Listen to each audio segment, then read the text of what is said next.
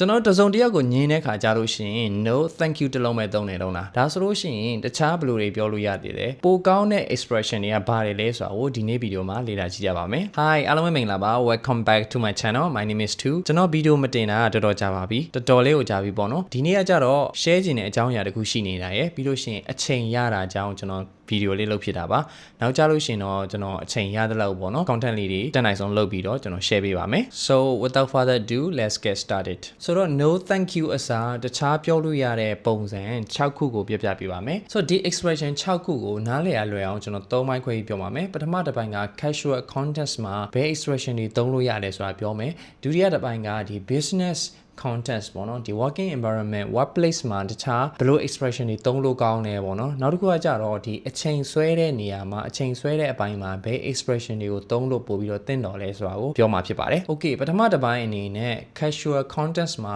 သုံးလို့ရတဲ့ expression နှစ်ခုကိုအရင် share ပါမယ်ပထမတစ်ခုက I will pass on it ဖြစ်ပါတယ် I'll pass on it ဒုတိယတစ်ခုကI'm all good ဖြစ်ပါတယ် I'm all good so I will pass on it ကိုအရင်ကြည့်အောင်ပါ I will pass on it ကိုကျွန်တော်တို့အခြေအနေ3ခုလောက်မှာကျွန်တော်သုံးလို့ရတယ်ပထမတစ်ခုကကြတော့ဒီအစားအသောက်တွေပေးတာကမ်းတာ offer လုပ်တဲ့အပိုင်းမှာကျွန်တော်ညင်းကျင်တယ်ဆိုလို့ရှိရင် I will pass on it နဲ့ပြောလို့ရတယ်ဒုတိယတစ်ခုကကြတော့invitation ဘိုင်းပေါ့နော်ကိုယ့်ကိုလာဖိတ်တာလာခေါ်တာအဲ့လိုနေရာမျိုးမှာကျွန်တော်ညင်းကျင်တယ်ဆိုလို့ရှိရင်လည်းသုံးလို့ရတယ်တတိယတစ်ခုကကြတော့ကျွန်တော်အများနဲ့တော့ကျွန်တော်တို့သုံးထားတော့မရှိဘူးဒါပေမဲ့သုံးမယ်ဆိုလည်းရတယ်ပေါ့နော်အဲ့ဒီတစ်ခုကကြတော့ကျွန်တော်တို့ဒီ offer ပေးတာပေါ့နော်တခုခု offer လာပေးတယ် opportunity တခုခု offer လာပေးတယ်ဒါပေမဲ့ကိုကမကြိုက်လို့သဘောမကျသေးလို့ဆိုလို့ရှိရင်သဘောမကျတော့မနစ်သက်လို့ကျွန်တော်ညင်းကျင်တယ်ဆိုလို့ရှိရင်လည်း I will pass on it နဲ့ပြောလို့ရပါတယ်ဆိုတော့ let's take a look at examples would you like some cake thanks but I will pass ဒီမှာပဲရက်လို့ရတယ်ဒါမှမဟုတ်ရှင်လည်း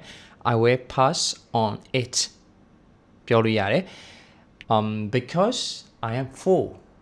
ဘိုက်ပြည့်နေပြီ I am stuffed ဘိုက်ပြည့်နေပြီလို့ပြောတာပါဆိုတော့ဒီလိုအနေအထားမျိုးဒီလို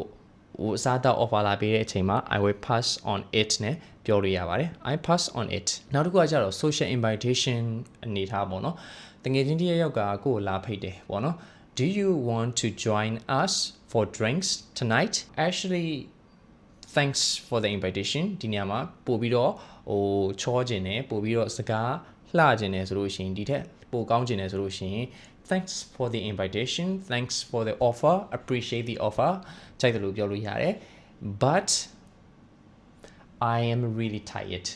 ရမ်းပင်ပန်းနေပြီ I will pass on it tonight အဲ့လိုမျိုးပြောလို့ရပါတယ်နောက်တစ်ခုကကြတော့ business context မှာပေါ့နော် offer လုပ်တယ်ပေါ့ we want to offer you the position of operation manager ဆိုတော့ဒီနေရာမှာ operation manager ရထူကိုသိရမလားဒီတခုခုကြောင့်အကြောင်းအရာတခုခုကြောင့်မကြိုက်လို့ညင်းကျင်တယ်ဆိုလို့ရှိရင် I will pass on it ရိုးလေးပြောလို့ရပါတယ် thanks for the offer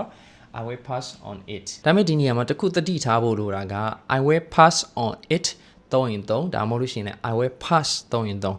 I will pass it လို့မသုံးနဲ့ပေါ့နော် I will pass it ကကြတော့ pass တခုခုကို pass ပေးလိုက်တာပေးလိုက်တာငါ့ကိုဒါလေးပေးပါအောင်ဟိုဟာလေးပေးပါအောင် I will pass can you pass it to me အဲ့လိုမျိုးသုံးတာပါဆိုတော့ဒီနေရာမှာဒီဟာလေးကိုသတိထားပေးပါ I will pass on it နဲ့ I will pass it နဲ့မရောပါနဲ့ I will pass on it ပဲသုံးအောင်မှာဖြစ်ပါတယ်ဆိုတော့ဒီတစ်ခါ I am all good ကိုကြည့်အောင်ပါ I am all good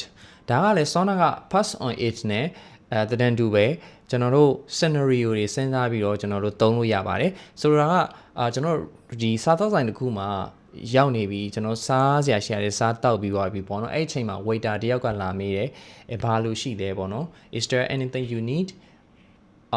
တည်ရမှာတခု offer လုပ်မှာပေါ့နော် Do you need water some water ပေါ့နော်အဲ့လိုမျိုးအချိန်မျိုးမှာကိုကမလို့တော့ဘူး I have everything I need ပေါ့နော်ငါရှိမှာအကုန်လုံးရှိနေပြီဆိုလို့ရှိရင်လိုတာထက်ပိုရနေပြီပေါ့နော်အဲ့လိုမျိုးညင်းကျင်တယ်ဆိုလို့ရှိရင် I'm all good နဲ့ပြောလို့ရပါတယ် I'm all good thanks I'm all good ပြောလို့ရတယ်ဆိုတော့တကယ်ချင်းတယောက်ကဆောနာကpass on it အတိုင်းပဲတခုခုစနေတခုခုဖြစ်ဖြစ်ကိတ်မုံဖြစ်ဖြစ်လာကျွေးတယ်ကိုကမစားချင်တော့ဘူးဘိုက်ပြင်းနေပြီဆိုလို့ရှိရင် I'm all good နဲ့ပဲပြောလို့ရပါတယ် I'm all good thanksဆိုတော့ကျွန်တော် business context မှာသုံးလို့ရတဲ့ဒီ working space working environment မှာသုံးလို့ရတဲ့ expression နှစ်ခုကိုတော့ကြည့်အောင်ပါပထမတစ်ခုက too much on my plate too much on my plate ဒုတိယတစ်ခုက a bit of a stretch a bit of a stretch a bit of a stretch က UK ဘက်မှာပို့ပြီးတော့သုံးများပါတယ်ဆိုတော့ပထမတစ်ခုကကျွန်တော် too much on my plate ကိုအရင်ကြည့်ရအောင်ပါ I have too much on my plate ကျွန်တော်တို့ usually ကျွန်တော်တို့ဒါ idiom တစ်ခုပေါ့နော် usually စဉ်းစားလို့ရတယ်ကျွန်တော်ပကံလေးမှာအများကြီးပဲသိရင်မှာဟိုစုံစမ်းစီနေအောင်ပြည့်ကျက်နေပြီဆိုလို့ရှိရင်ကျွန်တော်ရှန်ထွက်တယ်လေပြုတ်ကြမယ်လေ fall off ဖြစ်မှာပေါ့နော် fall off the edges ဖြစ်မှာပေါ့ဆိုတော့အဲ့လိုအနေအထားမျိုးမှာကျွန်တော် too much ဖြစ်နေပြီအဲ့အချိန်မှာကျွန်တော်မလုံနိုင်တော့ဘူးအားကြောင့်မို့ကျွန်တော်တို့ဘယ်လောက်အလုပ်များကြအောင်ကျွန်တော်ပြောချင်တာပေါ့နော်ညင်းချင်တာပေါ့ဆိုတော့ဥပမာအဖြစ်ကျွန်တော်ဒီ working environment မှာပေါ့နော်ကိုယ့်ကိုတစ်ခုခုဒီ test နဲ့ဖြစ်ဒီ၎င်းတစ်ခုခုအကြောင်းအရာတစ်ခုခုအပေါ်မှာအကူအညီလာတောင်းနေဆိုလို့ရှိရင်ကိုကအပြင်ဘယ်လိုညင်းလို့ရလဲဆိုလို့ရှိရင်I have too much on my plate နဲ့ပြောလို့ရပါတယ် I have got too much on my plate so let's say can you help with the new project today I love to help with the text you're working on but I have too much on my plate I have got too much on my plate အဲ့လိုပြောလို့ရပါတယ်ဆိုတော့ too much on my plate ကဒီ business context မှာယူရမဟုတ်ဘဲနဲ့ကျွန်တော်တို့ casual ဖတ်မှာလဲကျွန်တော်တို့ပြောလို့ရတဲ့အနေအထားရှိပါတယ်example တစ်ခုအနေနဲ့ဒီတငယ်ချင်းတွေကကိုယ့်ကိုဒီ party လာဖို့ invite လုပ်တဲ့အနေအထားမျိုးပေါ့နော် let's say can you come to the party tonight ဒီနေရာမှာညင်းတော့မယ်ပေါ့နော် I can't come to the party because I have too much on my plate right now you know between the move and the jobပြောင်းတာရွှေ့တာနဲ့အလုပ်တစ်ဖက်နဲ့ဆိုတော့ဟိုနည်းနည်းရှုပ်နေပေါ့နော် too much handle လုပ်ရမယ့်အပိုင်းတွေအများကြီးရှိတယ် too much on my plate now right now လည်းမျိုးညင်းလို့ရပါတယ် I can't come to the party ဆိုတော့ကျွန်တော်တို့ a bit of the stretch ကိုတွားကြည့်အောင်ပါ a bit of the stretch ကကျွန်တော် business context နဲ့လုံးရဆိုင်တယ်လို့တော့ပြောလို့ရတယ်ဘာလို့လဲဆိုတော့ကျွန်တော်တို့possibility ပေါ့နော်ကျွန်တော်တို့ဒီဖြစ်နိုင်ခြင်းနည်းတဲ့အရာတွေကိုကိုယ့်ရှိကိုလာ request လုပ်တဲ့ဟာတွေတောင်းဆိုတဲ့ဟာတွေကိုညင်းတဲ့နေရာမှာဒါမှမဟုတ်လို့ရှိရင်လည်းကျွန်တော်တို့you know reaching the limits what is you know capable what is reasonable ဖြစ်တဲ့ဟာတွေကိုကြော်လွန်ပြီးတော့မှ request လုပ်တဲ့အနေအထားမျိုးတွေမှာကျွန်တော်တို့ညင်းကျင်တယ်ဆိုလို့ရှိရင် a bit of a stretch နဲ့ပြောလို့ရပါတယ်ကျွန်တော် example အနေနဲ့ the boss asked me to finish a 10-page report in 15 minutes 15 minutes အတွင်းမှာဒါစာမျက်နှာ10မျက်နှာလောက်ပါတဲ့ report တစ်ခုကို finish လုပ်ခိုင်းတာပြီးခိုင်းတာလုပ်ခိုင်းနေဆိုတာကဒါကအရင် reasonable မဖြစ်ဘူးပေါ့နော်အဲ့လိုအခြေအနေမျိုးမှာကျွန်တော်တို့စကားလှအောင်လဲလှည့်ပြီးတော့ပြောချင်တယ်ဆိုလို့ရှိရင်ကျွန်တော်ပြောလို့ရပါတယ်you know finishing a 10-page report is a bit of a stretch but I can do the first few pages blah blah ဘာညာပြောလို့ရတယ်ပေါ့နော်ဒါ example ပါဆိုတော့ဒါ business context မှာ a bit of a stretch နဲ့ကျွန်တော်တို့သုံးလို့ရပါတယ်ဆိုတော့နောက်ဆုံးအပိုင်းဖြစ်တဲ့အချိန်ဆွဲတဲ့အပိုင်းမှာကျွန်တော်ဘယ် expression တွေကိုအသုံးပြုလို့ရမလဲဆိုတဲ့ဟာကိုကြည့်ကြပါမယ်နှစ်ခုရှိပါတယ်တစ်ခုကကျွန်တော်တို့ sleep on it နဲ့ပြောလို့ရ sleep on it နောက်တစ်ခုကကျတော့ cycle back ပါဆိုတော့ဒီနှစ်ခုလုံးကကျွန်တော် business context မှာပဲများသောအားဖြင့်အသုံးများပါတယ် cycle back ဆိုလို့ရှိရင်ပို့ပြီးတော့မှ business context မှာဒီ working environment မှာကျွန်တော်တို့သုံးတာများတယ်ပေါ့နော် sleep on me တို့ဘာလို့ကကျတော့ကျွန်တော်ရုပ်ရှင်တွေထဲမှာလည်းကျွန်တော်ကြားဖို့ကောင်းကြားမှာပါ sleep on it let me sleep on it ပေါ့နော်အဲ့လိုမျိုးပြောကြတယ်ဒီဟာကကျတော့ကျွန်တော်အချိန်ဆွဲတဲ့အပိုင်းမှာများသောအားဖြင့်ကျွန်တော်ဆိုင်တွေမှာဈေးဝယ်တဲ့အပိုင်းတွေမှာကျွန်တော်တို့staff ကပေါ့နော်ရောင်းတဲ့သူကကိုအတင်းလာဝယ်ခိုင်းတာတို့ဒီဇယ်ချခိုင်းတာတို့သိရမလားdiscount ကကုန်တော့မယ်တို့ sense of urgency တွေသိရမလားနည်းနည်းလေး rush လုပ်တာပေါ့နော် urge လုပ်တာပေါ့ကိုဆိုတော့တခုခု action တခုခုယူဖို့အတွက်ကိုurge လုပ်တဲ့နေရာမှာrush လုပ်တဲ့နေရာမှာကျွန်တော်တို့က sleep on it နဲ့ပြောလို့ရတယ်တငယ်ချင်းတွေကလည်းကျွန်တော်တို့တငယ်ချင်းတွေနဲ့ပြောတဲ့အပိုင်းမှာလည်းကျွန်တော်တို့ decision တခုချတော့မယ်ဆိုလို့ရှိရင်ကိုညင်းကျင်တယ်ဆိုလို့ရှိရင်လည်းကျွန်တော်တို့ loss ရတော့အဆင်မပြေသေးဘူးပေါ့နော်ဒါပေမဲ့နောက်ပိုင်းစဉ်းစားမှာပေါ့အဲ့လိုအနေထားမျိုးမှာကျွန်တော်တို့က decision ချက်ချင်းမချပဲねရွှေ့ကျင်တယ်သိရမလားစဉ်းစားခြင်းသေးတယ်အချိန်ရခြင်းသေးတယ်ဆိုလို့ရှိရင်ကျွန်တော်တို့က sleep on နေနဲ့ပြောလို့ရပါတယ်နောက်တစ်ခုကကြတော့ကျွန်တော်တို့ business context မှာကျွန်တော်တို့ job offer ပေါ့နော်အလုပ်က ကန်လန်းတဲ့အပိုင်းတွေမှာကျွန်တော်တို့ကချက်ချင်းဒီအလုပ်ကိုလက်ခံရမလားလက်မခံရဘူးလားပေါ့နော်အဲ့လိုအနေအထားမျိုးမှာတွေးရဖြစ်နေတဲ့အပိုင်းတွေမှာကျွန်တော်တို့ကအချိန်ယူခြင်းနေဆိုလို့ရှိရင် let me sleep on it နဲ့ပြောလို့ရပါတယ် For example we can offer you a 10% discount if you pay today okay let me sleep on it I will get back to you ဒီနေရာမှာကိုကို ask လုပ်တယ်တခုခုဝယ်ဖို့အတွက်ဒီမှာ discount အနေနဲ့ထိုးရောင်းတဲ့အနေအထားမျိုးမှာကျွန်တော်တို့ sleep on it နဲ့ပြောလို့ရပါတယ် we can give you 10% off if you sign today if you sign right now okay let me sleep on it so နောက်ထပ်ဥပမာတစ်ခုအနေနဲ့ we would like to offer you the manager position can you start Monday ဆိုတော့ဒီနေ့အနေနဲ့စားလို့ရမလားချက်ချင်းကိုဟာလောက်ခိုင်းနေပြီ decision ချခိုင်းနေပြီ I appreciate the offer but let me sleep on it I will get back to you this evening ပြောလို့ရတယ် I will get back to you tomorrow morning so နောက်ထပ်ဥပမာတစ်ခုရှင်းပြပေးပါမယ်ဒီဥစ္စာကတော်တော်အသုံးဝင်ကောင်းဝင်နေမယ်တကယ်ချင်းတစ်ယောက်ကပတ်စံလာချီးရပဲဆိုပါလို့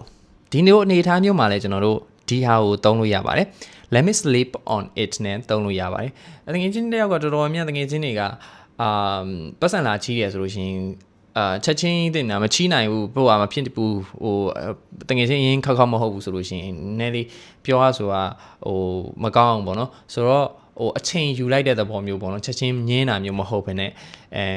let me sleep on it နဲ့ပြောလို့ရပါတယ် let me see what I can do ပေါ့ဘာလုပ်လို့ရမလဲရင်ကြည့်လိုက်အောင်မယ်ဒီကြမှာ let me sleep on it နဲ့ပြောပြီးတော့I checked စစ်ပြီးသွားပြီI'm sorry I can't help ပေါ့နော်မကူညီနိုင်ဘူးပေါ့နော်အဲ့လိုမျိုးပြောလို့ရပါတယ်နောက်တစ်ခုက cycle back ပါ cycle back ကကျွန်တော်ပြောတဲ့အတိုင်းပဲ business context မှာအသုံးများပါတယ်ဥပမာပြင် meeting တွေမှာကျွန်တော်တို့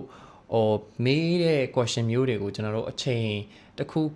အချိန်တစ်ခုကြောင့်ကျွန်တော်တို့ပြောစရာအဖြေမရှိသေးဘူးနောက်ရက်ကိုရွှေ့ကျင်တယ်တခြား another time ကိုရွှေ့ကျင်တယ်ဆိုလို့ရှိရင် cycle back နဲ့ပြောလို့ရပါတယ်အဖြေရှာကျင်သေးတာတို့သိရမလားဥပမာအနေနဲ့ကျွန်တော်တို့ထားပါတော့ boss ကမေးတယ်ပေါ့နော်Where are we with launching the new product? So product အသစ်စားဖို့အတွက်ငါတို့ဘယ်အချိန်ကိုရောက်နေပြီလဲမေးရဆိုလို့ရှိရင်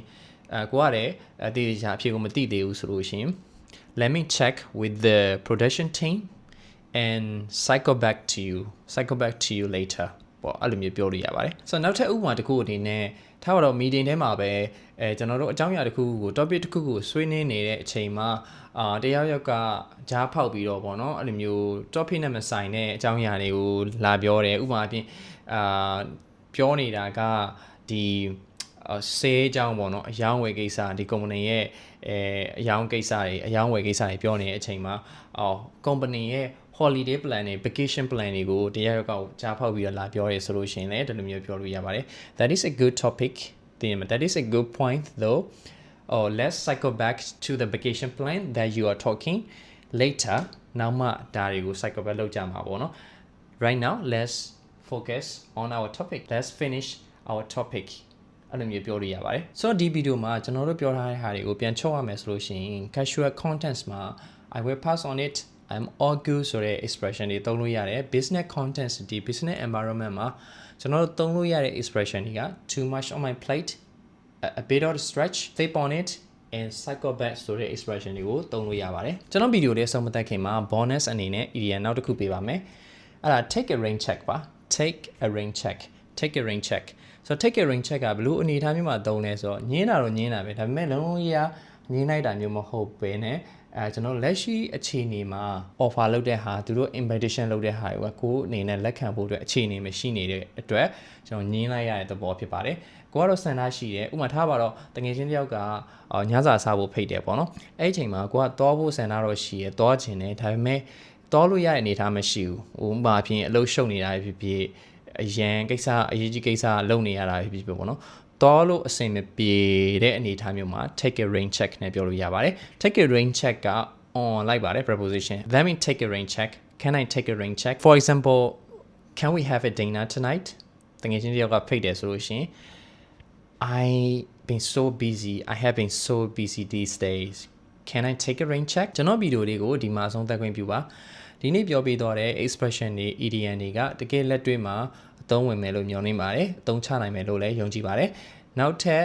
expression တွေရှိလို့ရှိရင်လည်း comment box မှာရေးထားပေးကြလို့ရပါတယ်နောက်ဗီဒီယိုကြားလို့ရှိရင်ပိုကောင်းတဲ့ content တွေ share နိုင်အောင်ကြိုးစားပေးပါမယ်ဒီဗီဒီယိုကတစ်စုံတစ်ခုအထောက်အကူပြုရဆိုလို့ရှိရင်လည်း like and share လုပ်ပြီးမေးပါနဲ့နောက်မှပြန်တွေ့ကြပါမယ် bye bye